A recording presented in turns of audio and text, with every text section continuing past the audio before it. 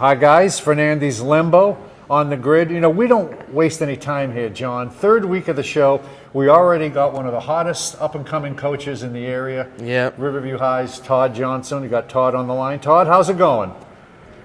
We're doing great. Just trying to get prepared for a big ball game. Yeah, before we talk about your game against Venice, let's look back on your game against Booker. I covered you guys a long time when you played there. It looked like the Riverview Rams of old running the ball. You ran for 333 yards. You had to be very encouraged by your running game and the blocking up front. We were, and we felt like we would be able to do that. We were very confident going into the game. You know, with Ali Boyce having 180 yards, and Sean Thomas having quite a few yards, and Sherman Taylor jumping in there for a spell and really doing good. It was nice to see, but we knew it all started up front with our offensive line and the push and the holes they were able to create for those guys. Coach, obviously you had a couple of weeks for district play starts, but how nice is it to play Booker last week and Venice this week? Does playing the local rivals kind of juice things up for these non-district games, kind of keeps the kids pretty involved, knowing that, hey, it's a backyard brawl out there next couple of weeks? It does. They're definitely excited to play anybody just because they've been banging each other for so long. Right. But, you know, when you go against a crosstown rival in Booker, you know, it gets you amped up. And then when you're playing a team as good as Venice, the guys know they got to come ready to play if they want to be in the ball game. Todd, looking ahead to Venice, I'm sure you'd like to rush for 333 yards again, but this is Venice. Your quarterback only attempted 8 passes last week. Are you going to, just for the fact you're facing Venice, are you expecting to have to use a little bit more balance in this game?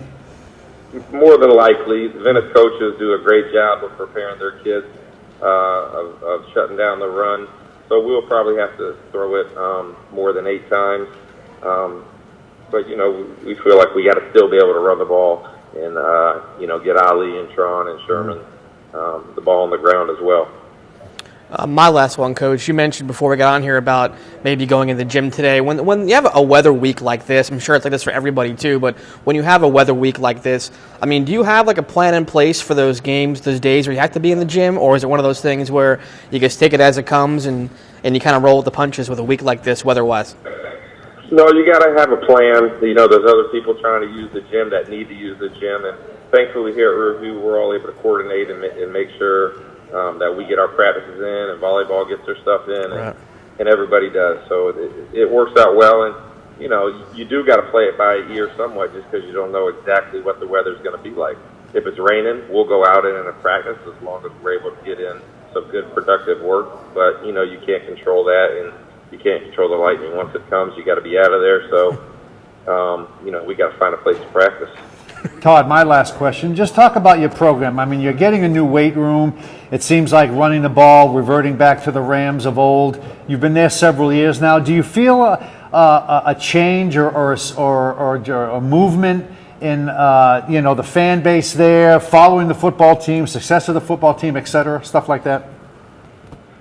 Yeah, there's definitely an energy around Riverview football that there hasn't been since I've been coaching here. It's a very exciting time. It starts with the players and the guys we got and the work they're putting in. And then the community has been unbelievable this offseason. Like you said, we're getting a brand new state-of-the-art weight room, which will be second to none. There's been a lot of stuff that's been brought to the football facilities to upgrade it. It's just an exciting time to be a Riverview Ram. Todd, I want to thank you for joining us here on the grid. I know you got to prepare for Venice, so get right to it, and maybe we'll talk to you as the year goes on. Best of luck this Friday. All right, sounds good. You guys do a great job. I'm excited to get watching the shows again. Appreciate it. Thanks, Coach. Todd. Appreciate it. Bye-bye. All right, turning things over on Riverview. Yeah. I know you haven't had a chance to watch them, but right. They got some 300-pound guys. I mean, years ago, you didn't really have a lot of 300-pounders on the offensive line. Now you see them in college, pros, and even in the high school ranks. Yeah, and not just that too, but I think the big key is they're big and they're athletic.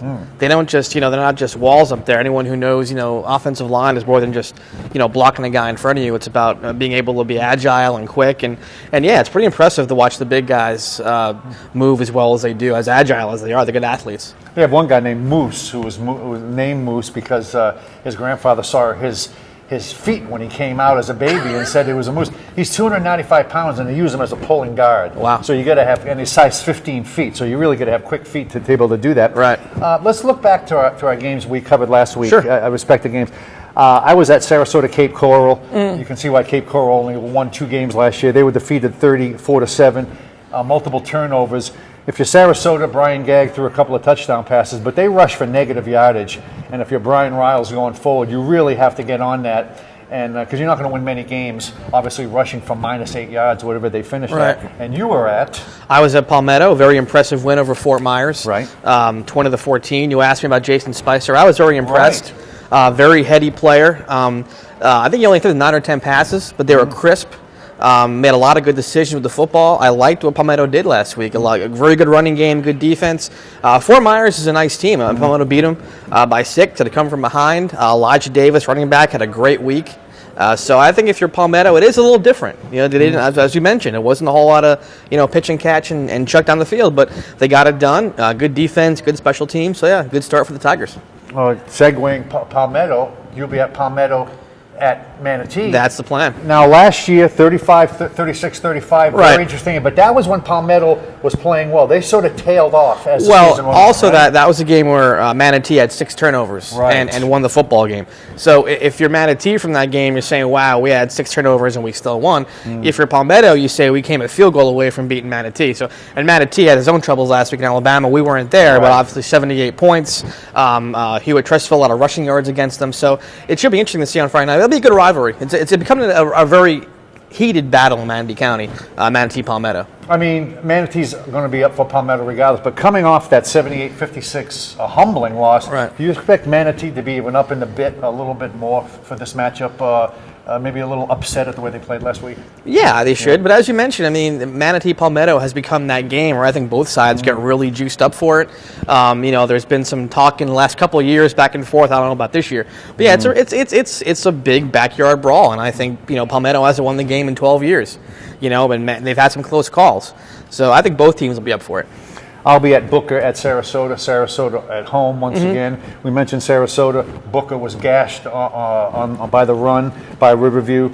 So it will be important for Rashad Goodwin to sort of get that program back on track. You hate to go down 0-2. Right. But again, that's always a nice city rivalry that hopefully they get a good crowd over at Eric Field. Yeah, it's always fun when the backyard teams meet. You heard Coach Johnson say it. I mean, it's and like I said, it's not district time yet. So these games in the grand scheme of things don't mean a whole lot. But when you see rivals play, it does kind of juice up what would be kind of a bland non-district game. It was like, they're playing teams from down south or up north or stuff. It's nice when the locals get together and play. Last week we got so caught up in football that we forgot our weekly segment that we're going to be going forward, our Lock of the Week. Which is also football. But more putting us on the spot and Right. our prognostic powers. We want to say that we don't want to use the same team twice. It's kind of like a survivor pool this year. We can't use the same team twice. Exactly. So I'm going to go on a limb and I'm going to say Sarasota goes to 2-0. Booker, again, having trouble stopping the run, even though Sarasota had trouble running the ball. I'm going to go with the Sailors at home again. Won't use Sarasota the rest of the year, but that's my pick. And what is yours? I'm gonna burn out my Charlotte pick. Right. They host Naples Lely. I think Charlotte didn't play last week. They got, I guess, lightninged out against Fort Lauderdale. I think they're chomping at the bit. They want to play. I think they're that electric offense. D. Hicks has done a great job going from DB to quarterback. So I think they're a sure bet to win on Friday night. Sounds good. HD Preps Top 7, you can check online. These things may vary as the week goes on. Right now, top 3, Braden River, Venice, and Manatee. That's pretty representative right there. Top 3, right now. good? Yeah.